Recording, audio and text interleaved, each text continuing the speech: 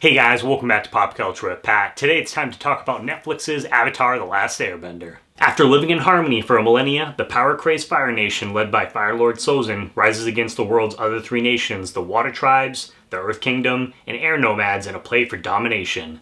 And after being frozen in ice for 100 years, it's now up to a boy named Aang, the Avatar, to save the world and restore balance. So for you guys that might not be familiar with Avatar, you've never seen a single episode of the series. Basically, there was a original animated series that came out in 2005, then there was a follow-up series that was Legend of Korra, and then finally there was a live-action adaptation of a movie by M. Night Shyamalan, although a lot of fans choose to forget that exists for a number of different reasons.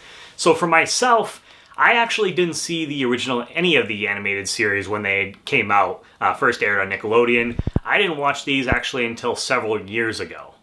And so going into this live adaptation for Netflix, I kind of wanted to view it as its own thing because I feel like a lot of times if you go into a project hoping that it's going to be an exact adaptation of a previous work, you're just really setting yourself up for disappointment. So overall for this first season on Netflix, I thought they did a good job of keeping the essence of the original show. Now, don't get me wrong, there is definitely some changes here in how certain events happen.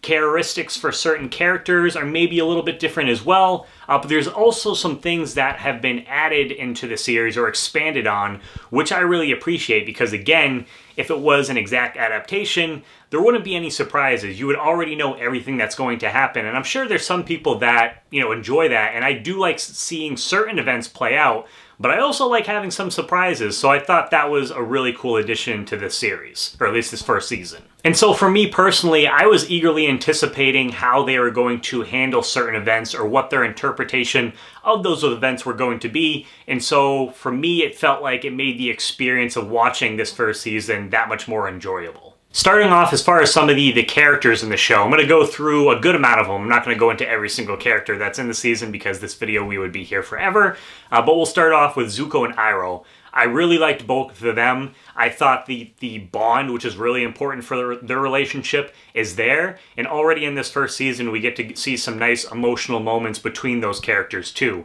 And so I really enjoyed both of them. As far as Aang goes, I thought that Gordon did a good job of capturing that playfulness that Aang has, while also at times feeling overwhelmed with the task of having to save the world kind of on his own to a degree. As far as Katara and Sokka goes, which I know a lot of people were really worried about, specifically Sokka because of some of the comments that were made that they're going to be taking out sexist elements from the original animated series and how that was really important to his character art in that original show.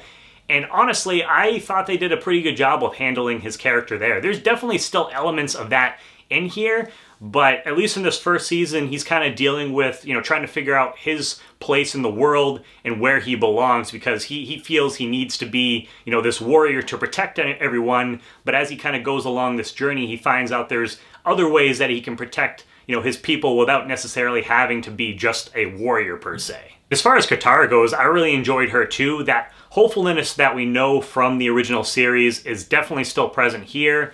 And she wants to be a fighter. She's training to be a waterbender. She doesn't want to just heal people. And a lot of people are trying to put her in a certain, box, and she's out to prove them wrong. And that's definitely an element from that original series as well. And so I really enjoyed her performance with that. As far as Suki and Kyoshi goes in episode 2, probably one of my favorite episodes of this first season. I thought both of those characters were amazing, and I really hope we get to see more of them. Hopefully, as long as we get more seasons, I'm pretty sure that we will.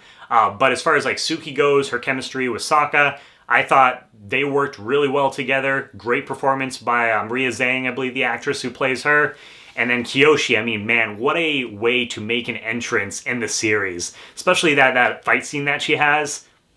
Chef's kiss. Love those characters. And then you have Dae Kim as Fire Lord Ozai, and I was really excited when I saw that he was cast as a character because, I mean, what can you say about the guy? The guy's a phenomenal actor, and I thought that he did a good job of bringing kind of that quiet menace to the character in this first season, and I can't wait to see how that kind of evolves over the next, well, I'm hoping the next couple seasons of the show.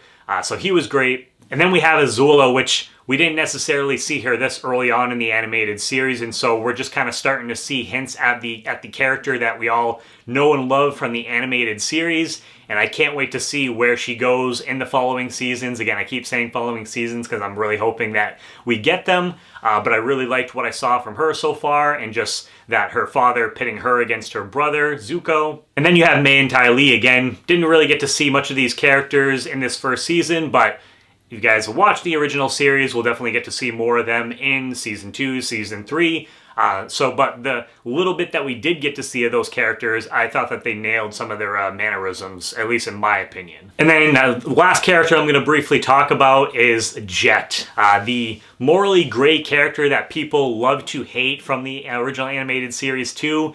I loved his charisma here, and just his fight scenes were badass as well. So was another one of my standouts of the season. I really enjoyed his performance. As far as like the fight scenes and the bending goes in the series, that was probably one of my highlights from this first season of the Netflix series. I just thought it was so cool to see these different bending elements brought to life in live action. And we got some incredible fight sequences just involving Katara, Kyoshi, Zuko, and different characters like that. And so I thought that was definitely one of my favorite elements of this first season. And then as far as like the costumes, the hair, the makeup, the production design overall, just how this show looked, I really enjoyed all of that. And I feel like it's something that doesn't necessarily get a shout out as often when talking about movies or TV shows, and so I wanted to take a second just to talk about those, because the level of detail that goes into some of these different things is crazy, the amount of work that people put into these. And so I thought, overall, for the most part, there was maybe like a couple nitpicks here and there, but overall, I thought it looked amazing. And then as far as complaints go, because I don't think it was necessarily like a perfect, first season, there was definitely a couple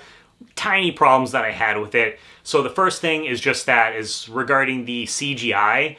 There were moments where the CGI was a little iffy here and there, but it wasn't anything that completely took me out of the show for any extended period amount of time. But that's definitely something where you could notice you're watching a certain scene, you're like, yeah, you can tell there's some CGI there, so that was a little disappointing. And the other thing is, so each episode in this live action adaptation is about 45 minutes to about an hour for each episode compared to the original cartoon, which is only 25 minutes, maybe 30 minutes an episode. And so the one thing here, they do group several different events into an episode rather than each one kind of having its own episode. And so if you're a fan of the original, I can see some people feeling that certain things maybe feel a little rushed or whatever. If you hadn't watched the original series, I don't know if you'll really notice that.